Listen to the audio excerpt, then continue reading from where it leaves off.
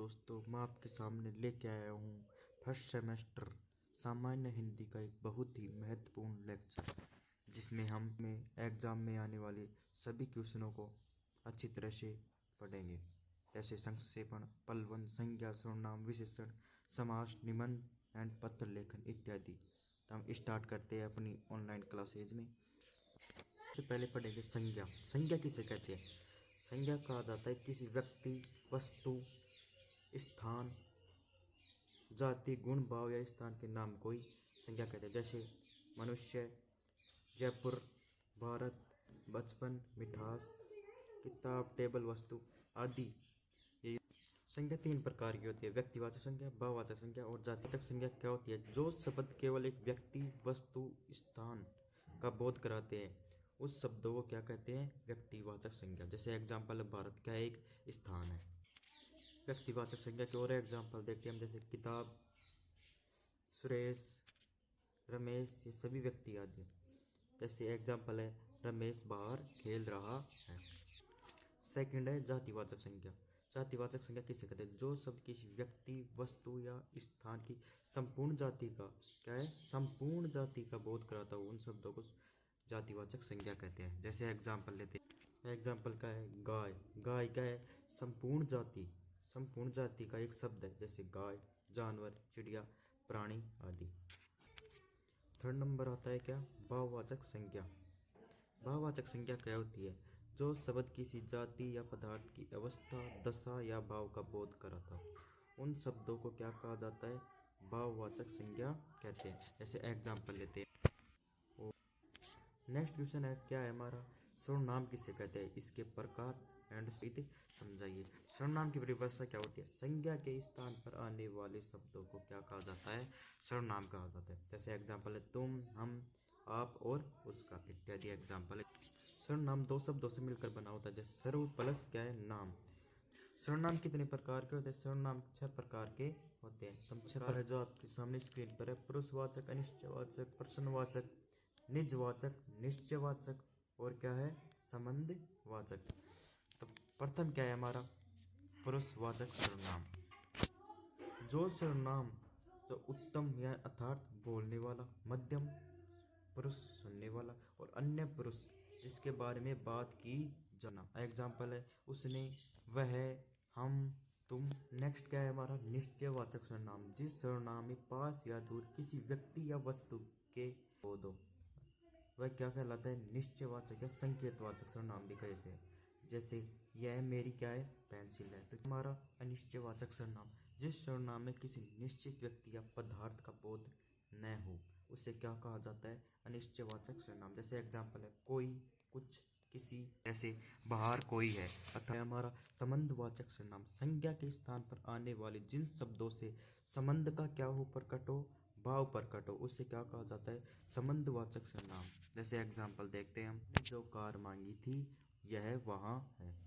Next हमारा है प्रश्नवाचक सर्वनाम।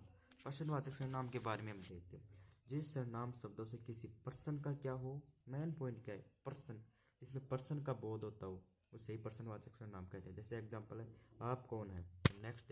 नेक्स्ट है हमारा निजवाचक सर्वनाम। जो सर्वनाम तीनों पुरुष, उत्तम, मध्यम और अन्य में अपना होने की अवस्था या भाव, अपनापन, निजता का भाव क्या करता हो?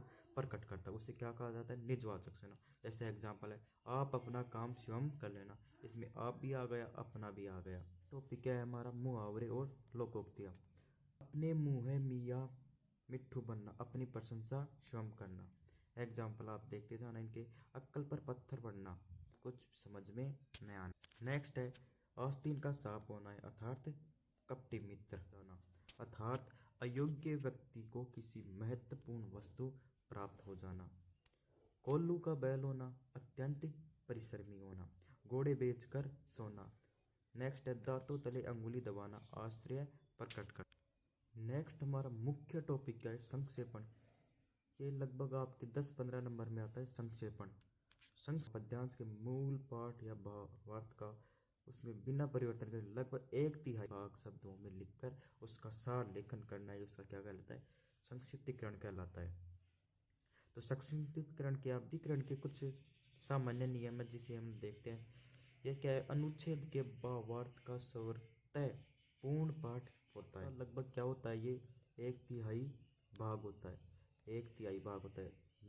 संक्षिप्तीकरण मौलिक रचना को कम शब्दों में लिखने की शैली होती है। इस अर्थात बहुत बड़े एक पैराग्राफ को एक छोटे से पैराग्राफ में, लगभग उसके 1/3 पैराग्राफ में लिख देना ही एक संक्षिप्तीकरण हो जाए। संक्षिप्तीकरण को वाक्य को जो का तो न दोहराकर उसे अपने शब्दों में सरल एवं सुबोध बनाना चाहिए, उसे अपने शब्दों में लिख देना चाहिए।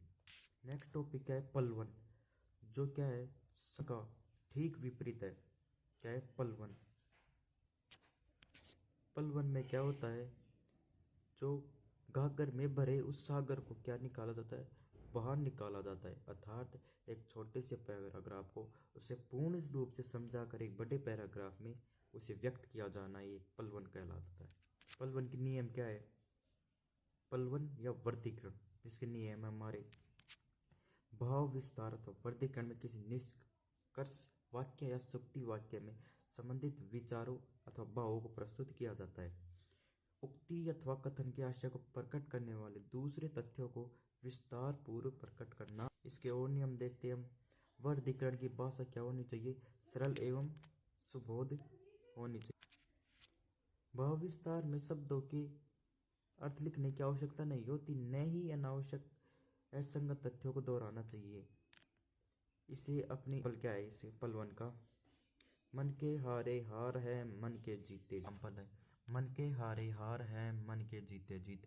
हम अब इसको पलवन में बदलने के लिए जैसे करते हैं, किसी भी लक्ष्य की आदि प्राप्ति तो कार्य करने के लिए ही बनी रहने वाली आशा और उत्साह का संचार ही है।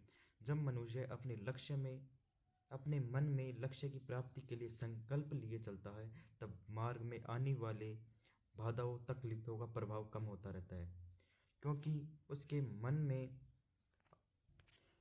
किंतु मनुष्य जब तक खुद को प्रेरित न करके तब तक लाख अनुकूलताएं एवं सुवर्षाएं सामने हो, लक्ष्य की प्राप्ति असंभव है। घातक बीमारी से भी व्यक्ति का भीतर से लड़ने की शक्ति उसमें नवीन प्राणों का संचार कर देती है। इसलिए जीत का संबंध शारीरिक भौतिक सामर्थ्य की तुलना में मानसिक धारणा से अधिक है। इसका पलवन हो गया। अर्थात एक और एग्जाम्पल क्या है हमारा, करत करत अभ्यास के जड़मति होत सुजानने से इस मंद बुद्धि या मूर्ख व्यक्ति भी महान बन सकता है। पुरस्कार होता है, पुरस्कार। जैसे हम और एग्जाम्पल देखते हैं हमारे, इसमें क्या है, ये आध्यात्मिक न होकर आध्यात्मिक होता है। और ये पांचवा क्या है, प्रियदर्शिनी, प्रियदर्शिनी है न होकर ये प्रियदर्शिनी होता है। समझ गए। हम और एग्जाम्पल देख, कौन सा है, शुद्ध वाक्य है ये हमारा। एक और एग्जाम्पल है हमारा, क्या है, अभ्यारण्य। अभ्यारण्य को हम किस प्रकार लिखते हैं, अभ्यारण्य। तो इसमें सही कौन सा है हमारा, ये है। ओके। नेक्स्ट टॉपिक हमारा समास। समास किसे कहते हैं, इसके प्रमुख प्रकारों को सोधाना। दो या दो से अधिक शब्दों का परस्पर संबंध बताने वाले शब्दों को क्या कहा जाता है, समास कहा जाता है। अथवा कारक चिन्हों का लोप होने पर उन दो अथवा दो से अधिक शब्दों के मेल से एक स्वतंत्र शब्द बनता है, जिसे क्या कहते हैं, हम समास कहते हैं। समास के कितने भेद होते हैं, 6 भेद। अव्ययभावी समास, द्वंद्व, तत्पुरुष, कर्मधारय, द्विगु और बहुब्रीहि समास। द्वंद्व समास क्या है, जिस समास में पूर्व पद और उत्तर पद दोनों ही क्या हो, प्रधान हो, उसे क्या कहा जाता है, द्वंद्व समास कहते हैं। जैसे माता पिता, राम कृष्ण और हानि लाभ। इसमें जो मध्य का संयोजक शब्द होता है ना, उसमें उसका लोप हो जाता है। जैसे माता और पिता, राम और कृष्ण। नेक्स्ट क्या है, द्विगु समास, जिस समास में पूर्व पद संख्यावाचक हो, क्या हो, संख्यावाचक हो, उसे क्या कहा जाता है, द्विगु समास कहते हैं। जैसे नवरत्न, 9 है जो रतन, सप्तद्वीप, 7 है जो द्वीप। तत्पुरुष समास, तत्पुरुष समास क्या होता है, जिस समास में पूर्व पद गौण अथवा उत्तर पद प्रधान हो, ये क्या कहलाता है, तत्पुरुष समास कहलाता है।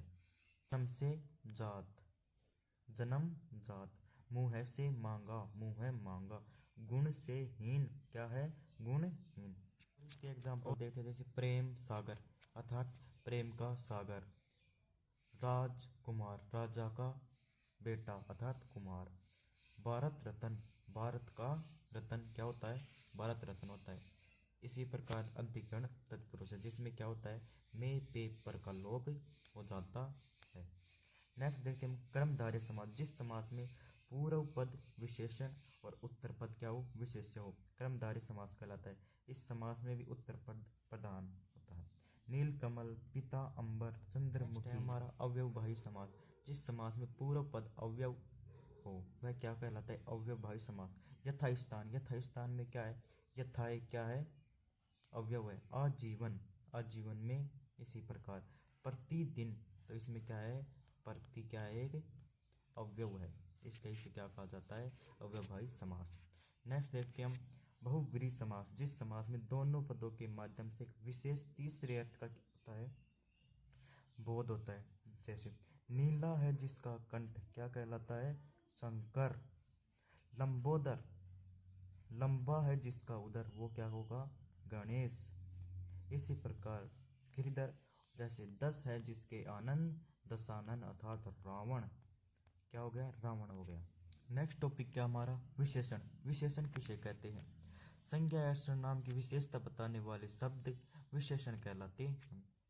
एग्जाम्पल देखते हैं, नीला आकाश, छोटी पुस्तक और भला व्यक्ति।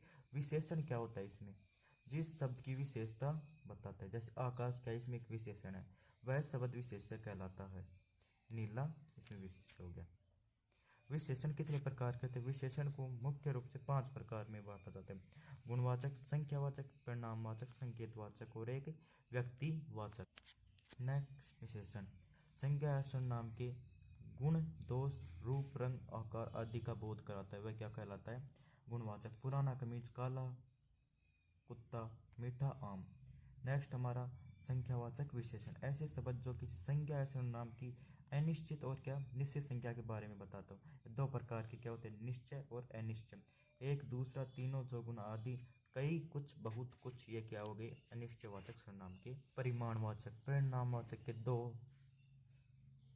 प्रकार है, जिसमें पहला क्या है, निश्चित और अनिश्चित। निश्चित का था 2, 5, 3 कितना भी हो सकता है, और अनिश्चित में थोड़ा, बहुत, कम आदि शब्दों का प्रयोग किया जाता है।